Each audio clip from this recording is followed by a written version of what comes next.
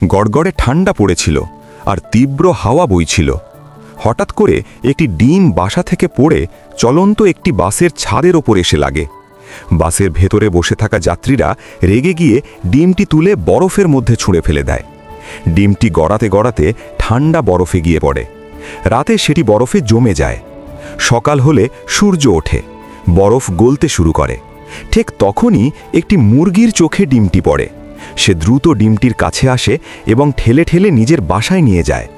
মুরগিটি ডিমটিকে নিজের ডানার ভেতর লুকিয়ে উষ্ণতা দেয় এবং খুব ভালোবাসা দিয়ে তার যত্ন নিতে থাকে। সময় কেটে যায় আর একদিন ডিমটি ফেটে যায়। তার ভেতর থেকে একটি খুবই আদুরে ছোট ডাইনোসরের বাচ্চা বেরোয়। মুরগিটি তাকে নিজের সন্তানের মতোই বড় করতে শুরু করে। ঠিক তখনই জঙ্গল থেকে একটি বিশাল মা ডাইনোসর দৌড়ে আসে এবং নিজের বাচ্চাটিকে সঙ্গে নিয়ে চলে যায়। বাসার মধ্যে মুরগিটি একা থেকে যায় এবং চুপচাপ কাঁদতে থাকে।